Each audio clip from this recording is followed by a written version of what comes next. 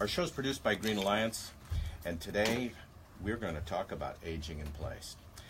Our guests in studio today are Cindy Coletti, her grandson Christopher Coletti, and Nasko, say that name for me. Balaktchiev. He says it so well. From UNLV. Cindy and her grandson Christopher are from Sunwest Custom Homes. We had a beautiful view of one of their homes a while back during a Green Fest event, the Water's Edge up in Henderson. Gorgeous place, gorgeous view of the Strip. Had some beautiful mermaids in there too. So this morning we're going to talk about aging in place. These folks have done a lot of work. Cindy has built a lot of homes and has passed the baton twice now to her son and now her grandson. And she has built her own home for aging in place, which interests me because I'm about ready to start aging in place myself. So good morning, everybody. Good morning. Good morning. So let's start with Cindy and Christopher. Cindy built a home at the lakes to accommodate any changes that might affect her mobility and access to activities of daily life during her later years. She's looking great during her later years, by the way. Thank you. And Christopher, he's going to give us some insight as well into the work that Sunwest Custom Homes is doing today with their desert contemporary designs and residential construction. They're predominantly residential, and in order to accommodate requirements for the ADA, American with Disability Act, that can make a home more livable and accessible for all the residents. And then Nasko is you're an architect, right? Or working on your architectural? Working towards becoming an architect. You look like an architect. He's dressed like an architect, I'll tell you that.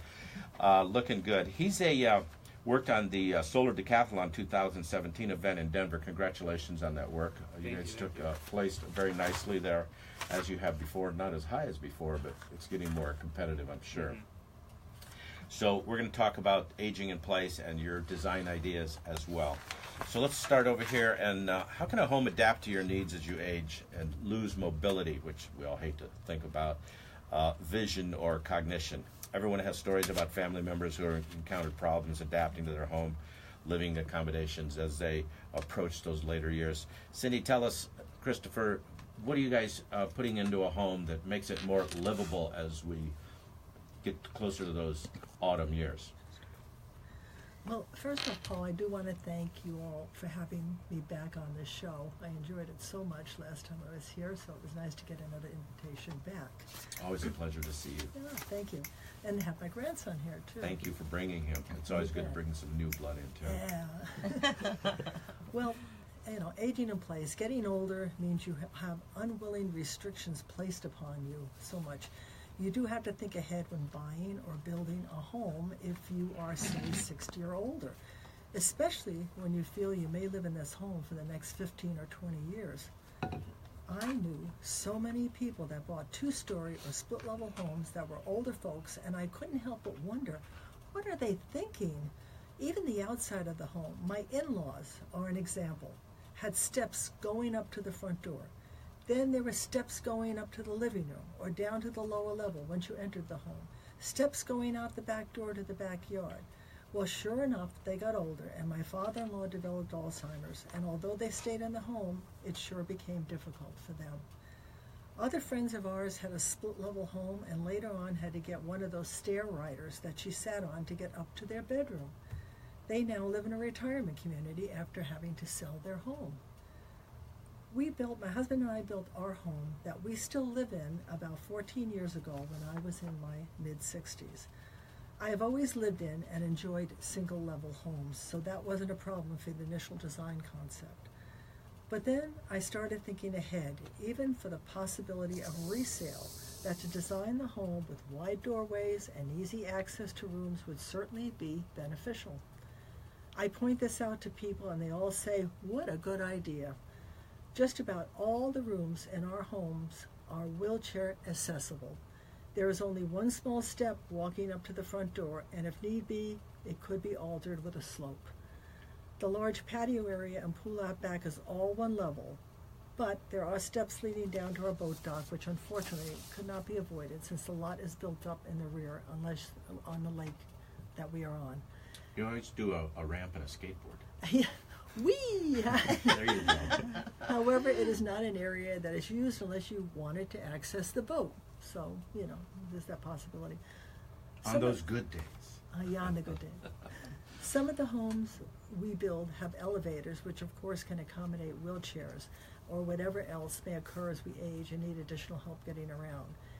It does pay to think ahead as we age, and especially if we love our homes and want to stay in them for as long as possible. And Chris would have more to say on, the new homes. Chris, enlighten us with your youth on aging. So in a lot of our homes, we have been putting damless showers. So for wheelchair access, there is no, dam on the shower to be able to just roll right on in to make it easier for that access. Elevators are another thing we use quite a bit for either people that are older and just can't go upstairs, or in a wheelchair, as well. Mm-hmm. Easy way to get you up to the second story, to where a lot of people put their master bedrooms. Let's see, lower tub heights is something else we have done, or a deck where somebody can kind of sit and spin to get into the tub easier for somebody who is older. And something else we have done is like finger scanners to get into the front door or garage doors that lock, so you don't have to physically use an actual key to get in. And like iPads and touchscreens we've used a lot to control temperature and things like that inside the house to make it easier for them. I like that, finger scanners. Yeah, it's pretty cool. I know what you're talking about. I worked in maintenance for 100 years, and so both of my thumbs are now painful all the time. And so some things like running a key, if you get a lock that sticks, I used to be a locksmith too, if you get a lock that sticks, it can really hurt to try and unlock that. Exactly. So that's good stuff. Yeah. Thank you. So, we're going to talk more about aging in place when we come back. We're going to take a quick break, and we'll be back to Shades of Green on KDWN.